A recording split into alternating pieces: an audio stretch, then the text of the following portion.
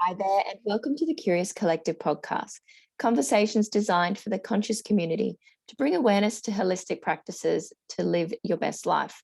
So tap into the wisdom and knowledge of our guests to extract what you need to heal, transform, and live as your true soulful self.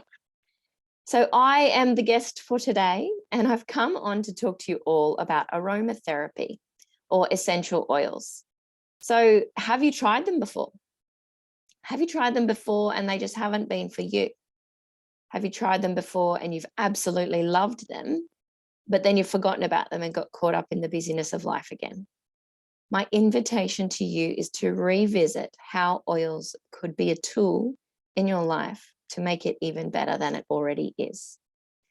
So I have been using essential oils all my life. Mainly for the last 6 years, I've been weaving them into my everyday routines and existence. So everyone in this household uses essential oils in some way, shape, or form, and it differs dependent on our needs at that time.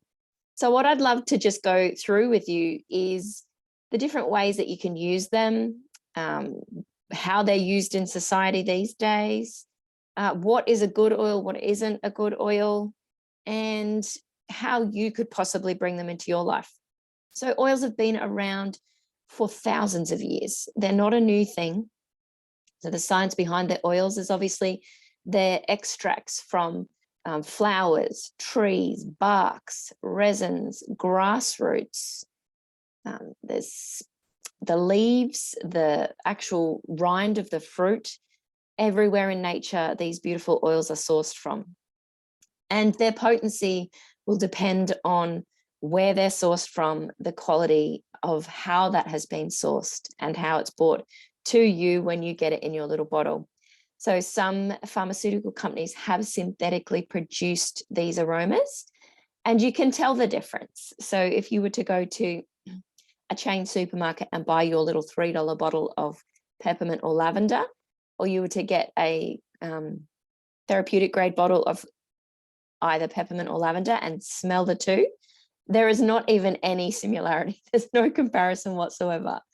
So say a bottle that I've got of peppermint, 250 drops in that bottle, so 15 ml bottle of pure peppermint. So one drop is equivalent to about 28 bags of peppermint tea. So if you buy the pure ones, they're really potent. So the different ways that you can use these oils are aromatically. So you may have in the past have popped, your little candle into your little ceramic burner and put the candle on, and the heat from the candle, the water and oil at the top would have set an aroma into the air. So people don't tend to do this anymore. I haven't seen it around in the circles that I go in, because when we heat up the essential oils, they actually lose their therapeutic benefits. Yes, you can still smell the aroma, but you're not getting the goodness of what's in them. So what people tend to do these days aromatically is they use cold water diffusers is one way. So these diffusers, they can be any shape. There's some beautiful designs out there. I just use like a round one. It's cold water inside. You just drop your essential oils into the water, and it's like a little ultrasonic that bubbles away, and the mist gets shot out through the hole in the top. Beautiful. Dependent on the size and power of the diffuser, it can do a whole large living space. We have a diffuser in nearly every room in our home, but you can even use them aromatically by just sprinkling the oils around onto things. So you can pop the oils into your hands, rub your hands together, and rub it onto your furniture, pillows, the kids' pillows in their bedrooms. I tend to put essential oils into my car. I have 3 children, so sometimes the car isn't always pleasant. So I drop essential oils onto the floor mats or the tops of the seats, and they get the aromatic goodness, get into the car. There's a beautiful scent in there, and it can help to do calming as well, which I'll go into soon. Another way you can use your oils aromatically is just by removing the lid of a bottle of essential oil and sniffing it. So that's aromatic use. So if you're on the go and you know that a particular oil is fantastic to stop your monkey brain from overthinking or to help clear a headache, you can just simply take off the lid, have a sniff. Take off the lid, pop a couple of drops into your hands, rub your hands together, pop them over your mouth and nose. Sometimes it's best to have your eyes shut, especially if it's peppermint. And you can take a big, deep inhale in through your nose and out through your mouth. And you get a really amazing aromatic experience with that essential oil. So they're the aromatic ways that you can use them. Another way that you can use the oils is topically. So this is my all-time favorite way to use essential oils. You can make your oils up in little rollers and pop a carrier oil in with them. So the carrier oil doesn't take away from the amazing therapeutic benefits of the essential oil. What it does, it helps to dilute it down so that it can absorb better into your skin. Because the oils are so potent, when you pop a couple of drops onto your hand, they just evaporate off into the air. You're not getting the full goodness of the oil. So when they're diluted, what the dilution and the carrier oil actually helps to do is to enable it to go into your system, into your skin, and permeate into your body and do what it needs to do. So my husband uses essential oils topically for if he's got muscle aches or pain or he's twinged something. There's some blends that you can get, or some really great oils for pain management naturally. So you can roll them on, you can massage them in, you can put them on before you go into the shower, and then the hot water from the shower can help to push that further into the body where it needs to go. So we always want to make sure that we're diluting oils down if we're using them on either children or elderly, because their skin's a lot more sensitive. It's a great idea to dilute anyway. You can make your blend stronger if you're quite used to the essential oils. And you can dilute with any carrier oil. So you can use almond oil, macadamia oil, you can use olive oil. I don't know why you would, it's so greasy. The one I tend to always use, I use jojoba if I'm using it on my skin, my face, but if I'm using it just anywhere else on the body, it's fractionated coconut oil, or FCO. So this is like your cooking coconut oil, but it doesn't solidify in the winter. So they've removed some medium chain fatty acids so that it stays liquid all the time. I use that one because it doesn't have an odor, so I can enjoy the essential oils instead of the oil. And it's quite beautiful on the skin. It doesn't stain your clothes either. So that's a really good way. You can make them up in your little rollers, or you can do what's called aromatic dressing, which is really, really beautiful. So you can get a little bowl, pop some fractionated coconut oil or the carrier of your choice into that bowl, and you can add which essential oils you need for that day. So if you're a ritual type person and you want to do like a self-love practice, or you're wanting to do it for pain management, or you're doing it for before bed for a sleep blend, you choose the oil specific for what you're needing that day. You pop them into that little bowl. You can actually then rub them into your skin. So you have a warm shower, jump out, dry off, and you can rub them into your skin. So you can start down at your ankles, work all the way up, and give your body some gratitude as you do it. Like, thank you, amazing legs, for carrying me around all day. Thank you, glutes, for, holding me up, looking after my spine. Whatever you may do, even if your tummy isn't exactly how you want it right now, give your tummy some gratitude and rub in, like, grapefruit is the oil of wellness. You could rub some grapefruit into your tummy and you could say, thank you so much for helping me to digest my food, whatever that may be for you. Sometimes our temple, our body, needs a bit of love, and with your words and the physical act of rubbing these beautiful, pure essential oils into your skin, not only will you smell amazing, but you're honoring your temple, you're honoring your space. So it's a really good practice to do. It's called aromatic dressing. So there is a third way that you can use your essential oils, and that's in your cleaning products. So in this house, we are completely chemical free. So I use my essential oils to clean. And there's many different ways that you can do that.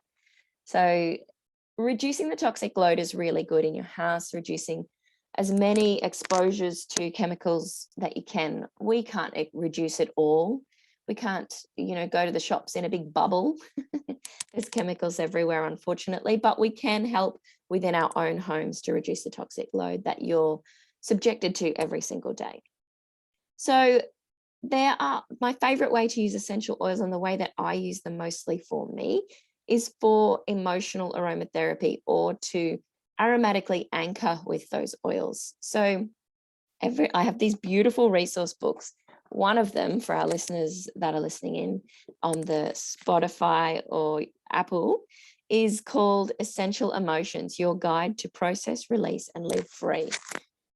So this book here is like a mini Bible for me. I'm not a qualified aromatherapist, but I do use my oils for personal use. And I have a lot of resource books to go to get some of this good knowledge from. So one oil that I wanted to share a story with for you all today is geranium. So geranium, for those that don't know, is a flower. And its essential oil, when I first smelt it, I'm like, oh, what is that? It's horrendous. Couldn't even deal. And I got an instant headache. Very interestingly, one of my beautiful friends guided me towards this particular book that I just spoke to you about. And geranium, on the emotional level, so it's got its physical properties, but then on an emotional level, it's the oil of love and trust. So its positive properties are emotional healing, empathy, trust, forgiveness, gentle, loving, tolerant, and open. So its negative properties, or some shadow work I may have needed to work on, was abandoned, loss, distrusting, unforgiving, unloving, disheartened, heavy-hearted, or grieving. And that doesn't necessarily mean that I was distrusting or unforgiving of others. It perhaps meant that I was distrusting and unforgiving of myself. So if a particular essential oil, when you smell it, you're like, no, thank you, get that away from me, I highly encourage you to explore why that is and what's going on for you. So over the last year, I've been doing a lot of holistic practices that I talk about on this podcast with other people. You know, I'm a bit of a spiritual holistic health junkie, you might say. And in that time, I have obviously done a lot of healing, because geranium now, I'm smelling it, I could adorn myself in it every day. I absolutely love it. It is one of my favorite essential oils. So that can happen with all of them. If there's one in particular, I highly encourage you to explore it. If you want to connect in with me to find out more about that particular book, you can. There's another resource that I have, another book that I have, and it was made by Adam Barrelay and Vanessa Jean, and it's called Gifts of the Essential Oils. It is amazing. I highly encourage anyone that uses aromatherapy to get yourself that one. But also anyone that's going to come into this world, and just start off the right way. Start off knowing how to use your oils on the spiritual and the emotional level. This book's really amazing because it goes right back to the essence of where that particular oil came from. So it looks into, if it's from a leaf, like where that leaf was and how that leaf grew and what environment it was in. It gives you some amazing blend ideas as well. So I'm going to pick an essential oil and talk about it from this book. I'm going to pick one that I love, of vetiver. So vetiver, for those that want oils for sleep, vetiver is the best sleep oil. It can be a bit full on. It can actually give you oversleep. You know, when you wake up and you're feeling quite groggy and you've overslept? This oil is the oil of centering and descent. So on an emotional level, so it grounds you right down. It looks after your core needs, and it's got a lot of earth wisdom in it. The vetiver that I use an essential oil company called doTERRA Essential Oils. doTERRA, the word means gifts of the earth. So this particular vetiver is sourced from a Haitian grass. So it actually smells like the earth. It smells like dirt. But it's a beautiful, earthy smell. So in this book, the Vanessa Jean Adam Barrelay book, it says, my gift to you is stillness. And it goes into how vetiver is sourced. It says, like, if you look at the roots of the vetiver plant, they have a similar look to the areas of your brain, suggesting a powerful link between the two. Vetiver is beautiful for use when you have a tendency to overthink. Is deeply soothing and sedating oil, also harmonizing, grounding, and earthing you. Vetiver soothes an excited or overactive mind, as well as easing the flurry of overwhelming emotions that can threaten to overtake you and deter you from operating in a life of clarity and purpose. This is a profound essential oil for a deeper sleep. So that book there has so much wisdom in it. And vetiver is really good in a sleep blend, coupled with, say, some lavender, some ylang ylang, which is also a flower. And I'd like to add a little bit of wild orange, which is the oil of abundance. And it's kind of joy, bringing a bit of joy in. So that's a beautiful sleep blend. I would just put them into a roller, just drop the essential oils into an empty roller, add your carrier oil, your fractionated coconut oil. And the best place to use a sleep oil is on your feet. So in reflexology, your big toe is linked to your pituitary gland or your brain, and it can help to just switch off that monkey brain and just set you in a deeper sleep. If you wanted to amp it up a bit off from feet, you can do feet, wrists, and temples, and just set yourself in a beautiful deep sleep. So the oil is sort of an intention. You set an intention when you apply this essential oil, and you tell your body, you tell yourself, I am going to have the best night's sleep. You know, I sleep so well. I feel so rested after my amazing night's sleep. You can actually give that intention before you go to sleep. If you wanted to double up that topical application by putting your diffuser on in the room as well, you can have the aromatic essential oils going beside your bed. So I love a combination at night of lavender and easy air. So easy air is like nature's Vicks. So it helps to sort of open up the airways. But you can use any blend that you like. And there's so many amazing supportive sleep blends out there. So sleeping naturally, managing moods, and pain management naturally are the three ways I love to educate and support people through. So if anything I've spoken to you about in this podcast today is something that you'd really like to work on, and you think that you'd like to try essential oils, please reach out to me and I can help you out. Or if you know anyone that's really quite experienced in using essential oils and you've in the past thought, oh, that's not for me, I encourage you to give it a go. What's the worst that can happen? You're going to have an amazing night's sleep. Please give it a go. Essential oils, as I've said, have been around for thousands of years. They were the medicine before there was this medicine that they've got today. So if you can look for natural ways to support yourself before going to the chemist, I highly encourage this. Is your natural toolkit in your house. So when my family gets sick, we use a blend that's called Flute. So it's a combination of frankincense, lemon, on guard, oregano, and tea tree. And we apply that topically, usually to the glands here, throat, chest, down the kids' spines, on their feet, wherever they need it. And children, to teach them to support themselves naturally from this young age is such a precious gift. To be able to say, oh, mum, can I please have some frankincense? Or, oh, can I please have the Flute blend? I'm not feeling very well. It can help to reduce the period of time that they perhaps would be sick for, because they're learning how to support themselves naturally and bring their bodies back to their natural state. There are also oils you can use for tummy aches. So if someone in the home is struggling, you can apply that topically to the tummy or smell from the hands, and it can help to alleviate those sorts of symptoms. Natural solutions in the home. I have loved sharing with you all today just a snippet of what I love to do with essential oils, but I hope I've covered off on a few of the most important things. If you would like to know more, please reach out to me and I will help you out. Have an amazing day. Bye.